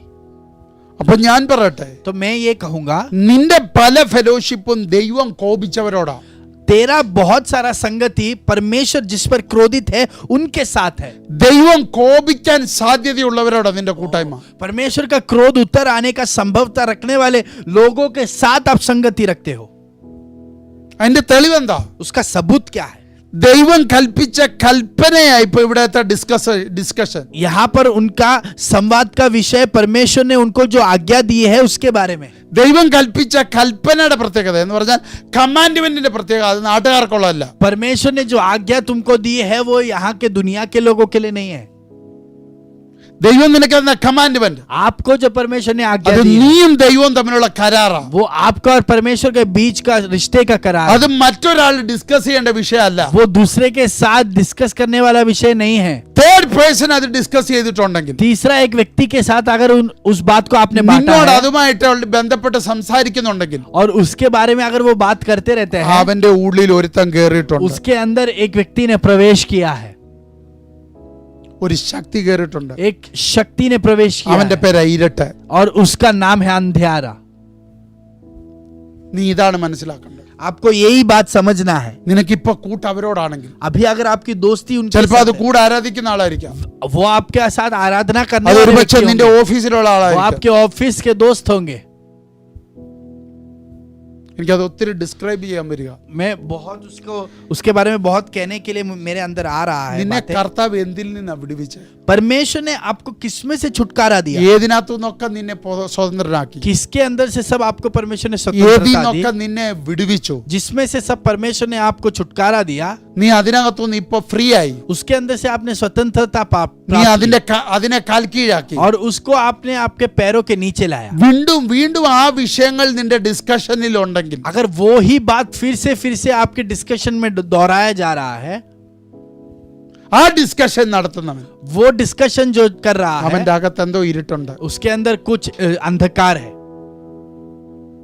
നീ അത് ഡിസ്കസ് ചെയ്യുന്നെങ്കിൽ अगर वो संवाद में आप भी जुड़ते हो, നിന്റെ അകത്ത് ഒരുത്തൻ കയറിയിട്ടുണ്ട്. आपके अंदर एक व्यक्ति ने प्रवेश किया है। കാരണം വേദോസം സ്വാതന്ത്ര്യത്തിനായിട്ട് ക്രിസ്തു നമ്മളെ സ്വതന്ത്രരാക്കി. क्योंकि परमेश्वर का वचन कहता है स्वतंत्रता के लिए मसीह ने हमको स्वतंत्र किया। അപ്പൊ നീ ഇപ്പൊ അതിൽ നിന്ന് സ്വതന്ത്രമായി. നീ അതുമായിട്ട് ഒരു ബന്ധമില്ല. तो आप उसमें से स्वतंत्रित हो गए, आपको उसके साथ कोई रिश्ता नहीं है। പിന്നെയും ആ വിഷയം ഡിസ്കസ് ചെയ്യുന്നെങ്കിൽ, फिर से अगर उस विषय के बारे में आप बातें करते हो, അല്ലെങ്കിൽ അതിനോട് ബന്ധപ്പെട്ട സംസാരങ്ങളുമായിട്ടാണ് നിനക്ക് കണക്ഷൻ എങ്കിൽ, अगर वो ही बातों के साथ रिश्ता रखने वाले बातों के साथ अगर आप रिश्ता बनाए रखते हो, ആരോ നിന്റെ അകത്ത് കയറിയിട്ടുണ്ട്. आपके अंदर कोई शक्ति ने प्रवेश किया है। ഇന്ന് പകൽ അതിനെ പുറത്താക്കണം. आज सुबह उस शक्ति को बाहर निकाले। അതുകൊണ്ട് ഞാൻ പറഞ്ഞു, इसके लिए मैंने कहा, പിശാചിനെ നിന്റെ കാൽ കീഴാക്കി शैतान को तेरे पैरों के नीचे लाकर അവനെ പുറത്തു വരാൻ നീ അനുവദിക്കരുത്. उसको आपके पैरों के नीचे से बाहर आने के लिए नहीं देना। അവൻ വഞ്ചിക്കുന്നവനാ, वो आपको धोखा देगा, അവൻ ചതിക്കുന്നവനാ, वो आपको धोखा देगा, അവൻ തന്ത്രങ്ങൾ वो ഉണ്ടാക്കുന്നവനാ. तंत्रों को लेकर चलने वाला ആ व्यक्ति है। തന്ത്രത്തിൽ നീ വീണു പോകരുത്. उस तंत्र में आप गिर ना जाए। അപ്പൊ ആത്മാവിൽ മനസ്സിലാക്കി आत्मा में इस बातों को समझे। ഇവിടെ എന്തോ സംഭവിച്ചേക്കും. यहाँ पर क्या हो रहा है? ആദമിന് ദൈവം കൈമാറിയ പേഴ്സണൽ കമാൻഡ്മെന്റ്, आदम को परमेश्वर ने व्यक्तिगत रूप से जो आज्ञा दी थी, അത് ഒറ്റ ഒരാളുമായി ഉള്ളൂ. അതിന്റെ കൂടെ പാർട്ട്ണർ അത് ഹവ്വ മാത്രം. और उसके साथ जोड़ी बनकर जुड़कर रहने वाला एक ही व्यक्ति है, वो है അതിന്റെ हव्वा। കാരണം എന്താ? उसका कारण क्या है? ആദമും ഹവ്വയും രണ്ടല്ല, ഒന്നാ. आदम और हव्वा दो नहीं है, एक है। അതുകൊണ്ട് ഈ കമാൻഡ്മെന്റ് രണ്ടുപേരുടേതാ. तो ये आज्ञा जो है वो दो लोगों के लिए है। അവര് തമ്മിൽ ഡിസ്കസ് ചെയ്യേണ്ട കമാൻഡ്മെന്റ്. वो उनके बीच में उनको डिस्कस करने वाली एक आज्ञा है। തേർഡ് പേഴ്സൺ അത് ഡിസ്കസ് ചെയ്യാൻ അവകാശമില്ല. तीसरा एक व्यक्ति के साथ उस बात को आज्ञा को उनको डिस्कस नहीं करना है। ഈ കൽപ്പന ഇപ്പോഴും ആദാമിൽ കൽപ്പനയാ. ये आज्ञा अभी भी आदम के अंदर आज्ञा है। ഹവ്വയ്ക്കകത്ത് ഇതിപ്പോ കൽപ്പനയല്ല. हव्वा के अंदर ये अभी एक आज्ञा नहीं है, ഇത് വെറും ഇൻഫർമേഷനാ. ये सिर्फ एक जानकारी है। പറഞ്ഞിട്ടുണ്ട്. परमेश्वर ने कहा है। ഇപ്പൊ എന്റെ ചോദ്യം, मेरा सवाल, ഇതുവരെ ആ വൃക്ഷത്തെ കണ്ട ആംഗിളിലല്ല ഹവ്വ ഇപ്പൊ കാണുന്നത്. अभी तक जिस दिशा में हव्वा उस वृक्ष को देख रही थी उस तरीके से नहीं अभी उसे देख रही। ഇപ്പൊ ഏത് ഇൻഫർമേഷനാ ഓപ്പറേറ്റ് ആകുന്നത്? अभी उसके अंदर कौन सा जानकारी कार्य कर रहा है? കമാൻഡ്മെന്റ് ഇവളുടെ കയ്യിൽ ഇരുന്നപ്പോൾ അത് മരണത്തിന്റെ വൃക്ഷമാണ്. आज्ञा जब इसके अंदर थी तभी वो वृक्ष उसके मृत्यु को लाने वाली वृक्ष थी। ഇപ്പൊ പുറത്തുനിന്ന് ഒരു ഇൻഫർമേഷൻ വന്നപ്പോ, बाहर से जब एक जानकारी आई, ഇവൾ ഡിസ്കസ് ചെയ്ത നിമിത്തം ഒരു ഇൻഫർമേഷൻ വന്നപ്പോ, इसने जब डिस्कस किया उसके कारण एक जानकारी जब इसके अंदर ഇത് आई, മരണത്തിന്റെ വൃക്ഷമല്ല, ये अभी मृत्यु का वृक्ष नहीं, ഇത് കാണാൻ കൊള്ളാവുന്ന വൃക്ഷം. अभी ये देखने के लिए अच्छा है ऐसा एक അതിന് वृक्ष। പറയുന്ന വേർഡ് കേട്ടോ, उसके लिए वो एक शब्द 3:6. 3:6 उत्पत्ति का पुस्तक उसका 3 अध्याय उसका 6वां वाक्य। सो जब स्त्री ने देखा कि उस वृक्ष का फल खाने में अच्छा और देखने में मनभाऊ और बुद्धि देने के लिए चाहने योग्य भी है, तब उसने उसमें से तोड़कर खाया और अपने पति को भी दिया और उसने भी खाया। അവളുടെ ആംഗിൾ മാറി, उसका देखने का दिशा बदल गया, കാണുന്ന സ്റ്റൈൽ അവളെ മാറി. देखने का रीति जो है वो बदल गया। ആദ്യം ഇവളുടെ അകത്ത് കിടന്ന കൽപ്പന അല്ലെങ്കിൽ ആ കമാൻഡ്മെന്റ്, पहले इसके अंदर जो आज्ञा थी, ആ കമാൻഡ് വെച്ച് ഇവൾ ഇതിനെ നോക്കുമ്പോ, और उस आज्ञा के साथ जब वो इस वृक्ष को देखती थी, ഇവളുടെ അകത്തൊരു ജീവൻ വ്യാപരിക്കും. इसके अंदर एक जीवन प्रकट होता था। അപ്പൊ അത് ഇങ്ങോട്ട് കൊടുക്കുന്ന ഒരു മെസ്സേജ് ഉണ്ട്. तो वो इसके आंखों में देने वाला एक संदेश അത് है, മരണത്തിന്റെ ഫലമാണ്. वो मृत्यु का फल है। ഇപ്പൊ എന്താ സംഭവിച്ചത്? अभी क्या हो रहा है? ഇവളുടെ അകത്തോട്ട് വന്ന ഇൻഫർമേഷൻ इसके अंदर जो जानकारी आई, ഇവളുടെ കണ്ണിലൂടെ അതിനെ നോക്കിയപ്പോ और उसके आंखों के द्वारा जब उसने उसे देखा, അതൊരു ഇൻഫർമേഷൻ കൊടുത്തില്ല. वो उस बात ने उसको एक जानकारी नहीं दी। ഇവളുടെ കാഴ്ച ഇവക്ക് കൊടുത്ത ഇൻഫർമേഷൻ. इसके आंखों ने उसको दिया एक जानकारी। അതാ നമ്മൾ വായിച്ച 3:6. वो ही हमने तीसरा अध्याय उसके 6वें वाक्य में पढ़ा। അങ്ങനെയെങ്കിൽ वैसा है तो ഞാൻ ഇന്ന് പകൽ പറഞ്ഞ് അവസാനിപ്പിക്കാൻ ആഗ്രഹിക്കുക. मैं इस सुबह इस बात को कहकर समाप्त करना चाहता हूँ। നിന്നെ കർത്താവിന്റെ കൂടെ ചേർത്ത് നിർത്തി പണിതതാ. आपको परमेश्वर के साथ रुका कर बांधा गया था। നീ കർത്താവിനോട് ചേർന്ന് നിൽക്കേണ്ട ആളാ. आपको परमेश्वर के साथ रुकने का अधिकार है। നീ കർത്താവിനോട് ചേർന്ന് നിന്നില്ലെങ്കിൽ, अगर आप परमेश्वर के साथ नहीं रुकते हो, നീ ആ വെളിച്ചത്തിൽ നടന്നില്ലെങ്കിൽ, आप अगर उस ज्योति में नहीं चलते हो, ഇരുട്ട് നിന്റെ മണ്ടയിൽ കയറും. अंधकार तेरे ऊपर आएगा। ഒത്തിരി ഇൻഫർമേഷനുകൾ നിനക്ക് തരും. बहुत सारे जानकारियों को वो देगा। ആ ഇൻഫർമേഷൻ നിന്റെ സെൻസസിനെ റോങ് ആയിട്ട് ജഡ്ജ് ചെയ്യിപ്പിക്കും. और वो जानकारी जो है आपकी इंद्रियों को गलत रीति से उसके खिलाफ न्याय विधि को लाएगा। അവൾക്ക് കിട്ടിയ ഇൻഫർമേഷൻ ഇത് തിന്നാ നീ ദൈവത്തെ പോലെ ആകും. और उसको जो जानकारी मिली वो थी कि अगर ये फल अगर वो खाएगी तो उसको जो है वो परमेश्वर के जैसे बन जाएगी। തിന്നപ്പോ അവൾക്ക് മനസ്സിലായി അവള് നഗ്നയാണ്. और ये खाने के बाद उसको ये समझा कि वो जो है बिना कपड़े की है। അവൾക്കൊരിക്കലും ദൈവത്തെ പോലാണ് നമുക്ക് റെക്കഗ്നൈസ് ചെയ്യാൻ പറ്റിയില്ല. और वो कभी समझ ही नहीं पाई कि वो परमेश्वर के समान है, जैसे है। അപ്പോൾ നിങ്ങൾ ശ്രദ്ധിക്കുക. इसके लिए आप ध्यान നീ दीजिए। വെളിച്ചത്തിലാണെങ്കിൽ, अगर आप ज्योति में हो, നീ കർത്താവിൽ വസിക്കുന്ന ആളാണെങ്കിൽ, अगर आप परमेश्वर में निवास करने वाले व्यक्ति हो, ഒരു പാപത്തിന് നിന്നെ കീഴടക്കാൻ പറ്റത്തില്ല. कोई भी पाप आप पर जय नहीं पा सकता। ശുദ്ധീകരണം നടന്നുകൊണ്ടേയിരിക്കും. शुद्धिकरण होते ही रहेगा, കാരണം രക്തം നിന്നോട് വാദിച്ചുകൊണ്ടേയിരിക്കും. क्योंकि रक्त आपसे बातें करते ही रहेगा। പക്ഷെ നീ ഇരുട്ടിലോട്ട് പോയാൽ, पर अगर आप अंधकार में चले जाए, ക്രിസ്തുവിനോടുള്ള ഫെലോഷിപ്പ് നീ മാറ്റിയ, मसीह के साथ के आपके संगति को अगर आपने तोड़ दिया, പത്രോസിന്റെ ഭാഷ പറഞ്ഞ ഇച്ചിരെ നിന്റെ യാത്ര ഒന്ന് വലിഞ്ഞാൽ, और पत्रोस के भाषा में अगर कहे अगर तेरे सफर में अगर थोड़ी देरी हो जाए, നിന്നെ വഴിതെറ്റിക്കുന്ന ശബ്ദങ്ങൾ നിന്റെ അടുക്കൽ വരും. तो तेरे रास्ते में से तुझे भटका देने वाले शब्द तेरे पास संभव आएंगे, नहीं। वैसे परिस्थितियां तेरे सामने आएंगी, അവിടെ നീ തകർന്നു പോകും. वहां पे तू नाश हो जाएगा। ഇന്ന് പകൽ आज सुबह ദൈവത്തോട് പറ, परमेश्वर से कहे, യേശു അപ്പച്ച, यीशु मसीह അങ്ങയോട് ചേർന്നുള്ള ആ വാസം, आपके साथ बने रहने वाला वो निवास, അങ്ങയെ പിരിയാതുള്ള ആ വാസം, आप से अलग नहीं रहने वाला അത് वैसा समय ഞങ്ങൾക്ക് വേണം. वो हमको चाहिए, അത് ഞങ്ങൾക്ക് വേണം. वो हमको चाहिए। ഒരു മിനിറ്റ് കണ്ണുകൾ അടയ്ക്കാം. हम सब हमारे आंखों को बंद നമുക്ക് करें, പ്രാർത്ഥിക്കാം.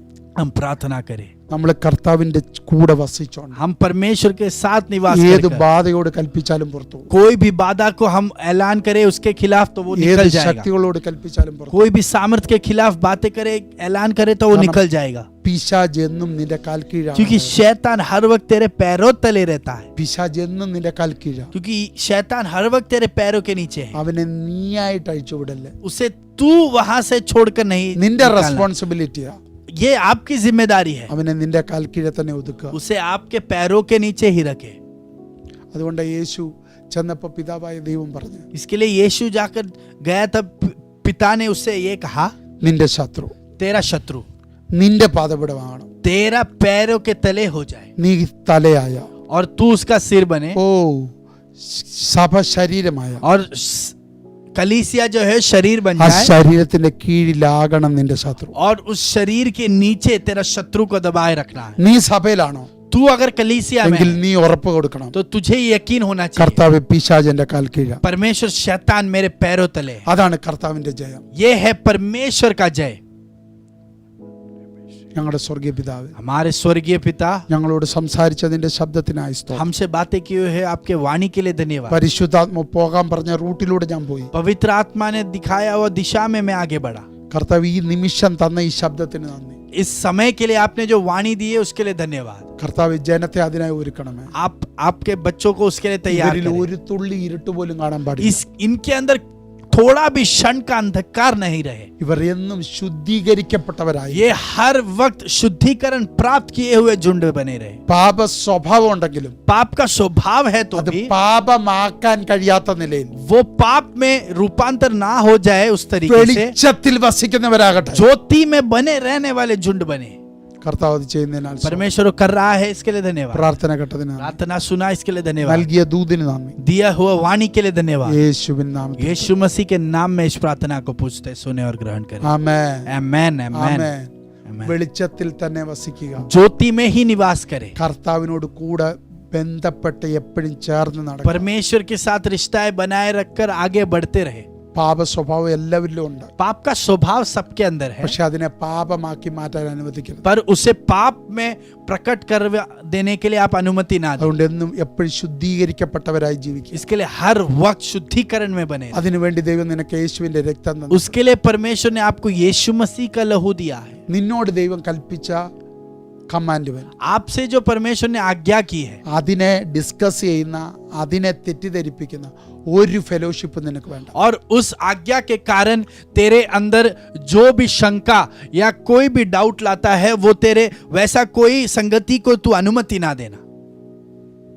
ജയിക്കാം, जयवंत रहे ജയത്തിൽ തന്നെ തുടരാം. और जय में ही बढ़ते रहे, ജയത്തെ നമുക്ക് വെളിപ്പെടുത്താം. और जय को हम प्रकट करें। God bless you all.